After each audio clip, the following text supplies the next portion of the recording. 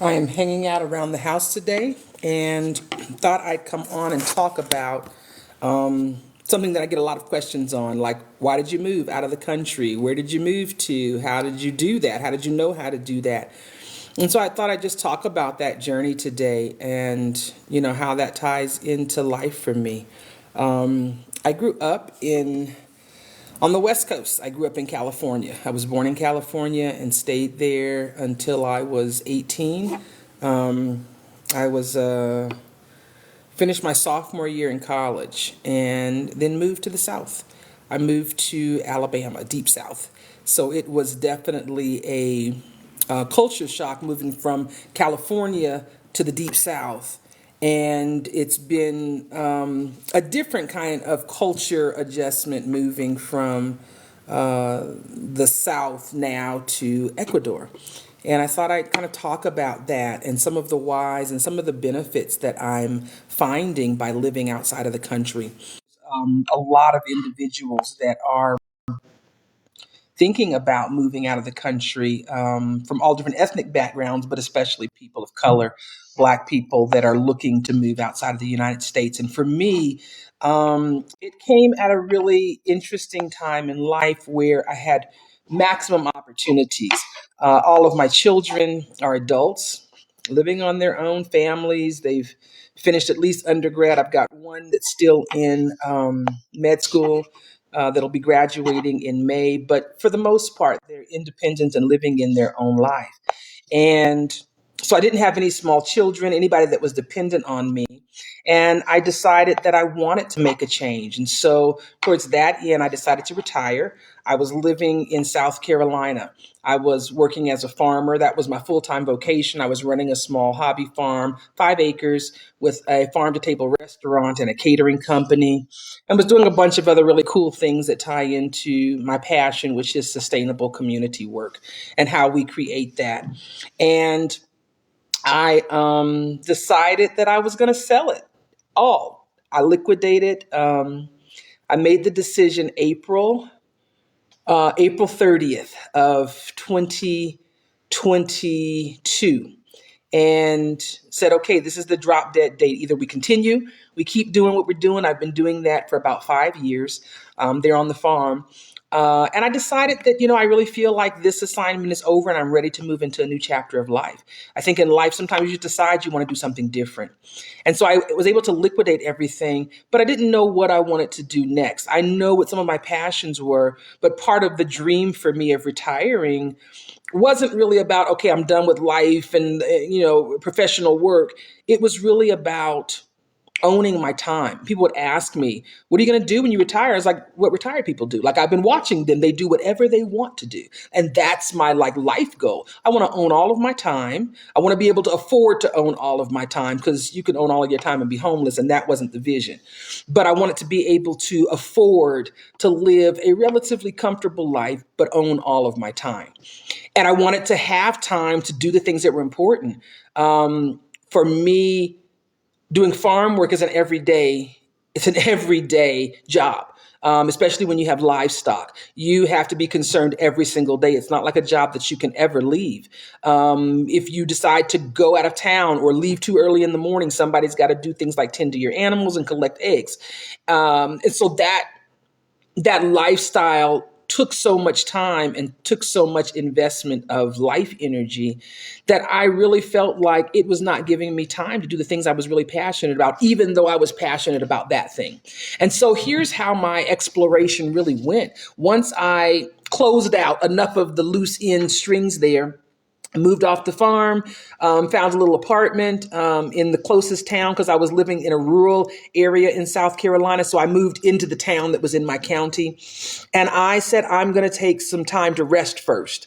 When you're working and doing businesses, it's not oftentimes an 8 to 5. So I needed to rest. I needed to rest so that I had the clearness of mind.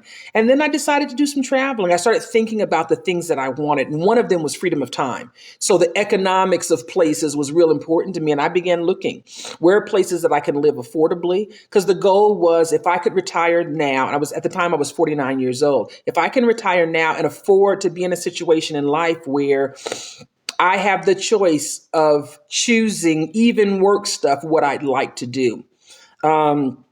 Being self-employed for most of my adult life, the passion things that I have typically spin into new businesses or new projects or other kind of creative expressions. But I began to look at things like, how did I want to live? I made a real firm decision. I want to be able to wear flip flops and a sarong most days. I don't care what it is I'm going to be doing. I want to be able to do it on most days or as much as possible in flip flops and a sarong. I don't want to be hot. Coming to the South as a very youngster, I was like 18 years old. And then I spent most of my life in the South, with the exception of 1 year that I went and lived in New York City. But the heat and humidity, I never really got to the point of liking it. I could accept it, and you just tolerate it because that's all you can do. But the heat and humidity of South Carolina every summer was not my plan. And then getting colder, where I'm in South Carolina, never bargaining to be in freezing weather, and then having a morning where you wake up and it's 14 or 15 degrees. And part of it was growing up in Northern California, the climate was temperate. Growing up, I can remember maybe one day out of the year, it got to 90 degrees, like it hit that 90 degree threshold or more. Most of the time, I lived in the Bay Area, so right outside of San Francisco. Most mornings, you'd wake up and it'd be around the 40s, and it would be foggy. And by 10:30 or 11 o'clock, the fog would burn off and you'd have a pleasant day that was no more than 80s. And we usually never got down to cold weather, got down to the 40s, maybe the high 30s, but like it never got freezing. Or that was very rare. Like I can remember the one time as a child where we got snow in Vallejo, California. And like it was 76 or 74 or something like that. It was an anomaly. It just doesn't happen. And so I began looking at places that could give me some of those things: cost of living, weather, and then other factors that are really subjective. I wanted to be in a place that was inspiring. I wanted to be in a place that was beautiful. But the other part of what are you going to do next was I want to have the time to do some of the projects that I'm passionate about. And what are the kind of things that I'm passionate about? One of them is I promised myself for the past decade, I got to work as a historian on a DOT project. And that project really sparked a real passion in me for public history, really people telling their own stories. In addition to that, that project connected me with the passion for genealogy, helping people tell their stories by first or part of that story being where you came from, who are your people.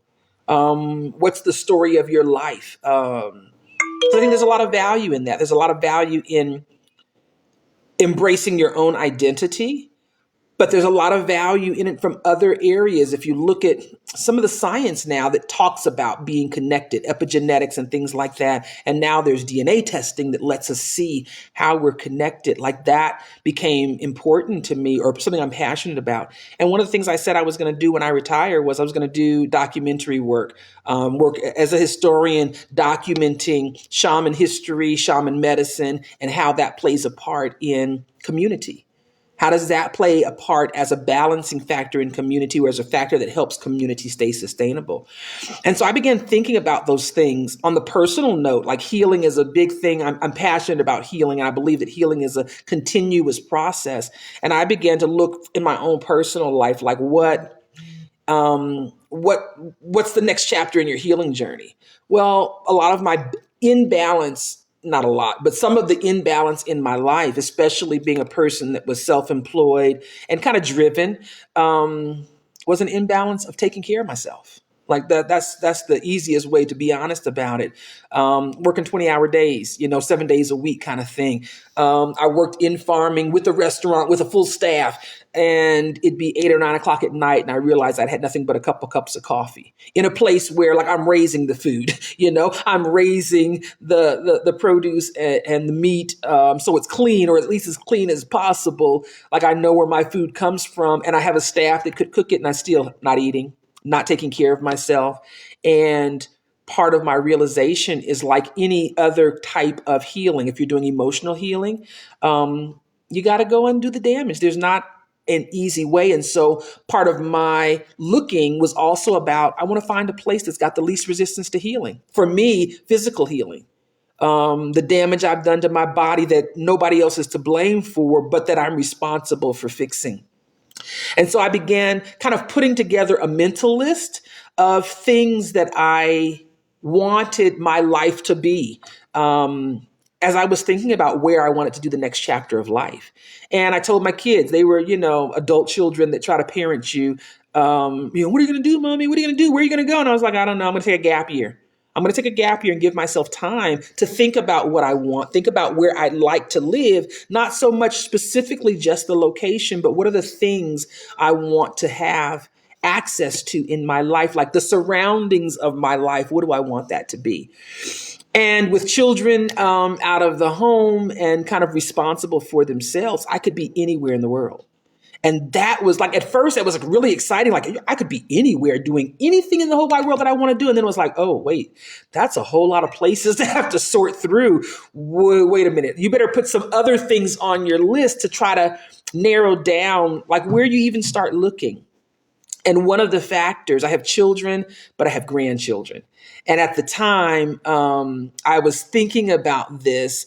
My daughter, one of my first daughter to be pregnant. So one of my children was pregnant. And so she's one of the daughters that lived closest to me. I have some grandchildren in California, but living in South Carolina, they're far away. So you're not in the day-to-day life. But having a daughter, I was living in South Carolina, she was in Atlanta, and a new grandson, I realized that part of the fit that I wanted for my life, especially in thinking of leaving the country, was how easy is it for me to come back and forth to the United States? Is it going to take me 3 days of travel to get to the United States, or is it somewhere that I can easily make a connection and get back to participate in the graduations, the weddings, the birthday parties, the other kinds of things that I may choose to be involved in life? And so finding a location that had an easy access to the United States was also important in thinking about where I wanted to live outside of the country. So I began thinking about those kinds of things. And then I went online and began researching what are the places that Americans can go safely, easily, conveniently, comfortably, affordably. And I began looking at some really cool places. Bali was one that was high on my list. Low cost of living. And then I began to look and see, there wasn't a lot of other things that were on my list that I could check off. It was a distance for travel. So traveling back and forth frequently would become very expensive. So I just began looking at some of those things, and Central and South America came up on my radar. Not that I was prepared. I took 2 years of high school Spanish, like 8th and 9th grade maybe, but that was gone. I took some languages. I took Hebrew and I took Greek when I was in grad school. But again, without use, that information was gone. There were very few things that I could say in Spanish before I chose retirement. So I just started with Duolingo. Free app online. At least it gets me kind of back in the framework of thinking about it. And then I found a TED Talk with a guy that was like how to be fluent in 6 months in any language. But he gave me some tips. I'm not fluent in 6 months, but he gave me some tips on exploring the language. And part of it was using it. Well, that brought up some of my insecurities too. So this journey has helped me with some of those. It was, I don't speak enough Spanish to want to talk too much, but I need to know information because I'm a solo traveler. I'm a woman traveling by myself. I'm middle-aged now. I've reached the 50-year mark. But I began to use it. And I would tell people, I only know how to speak a little bit of Spanish. Thank you for your patience with me. And I found that in the places that I traveled, people were gracious. And so one of the questions that I get asked often, were you fluent when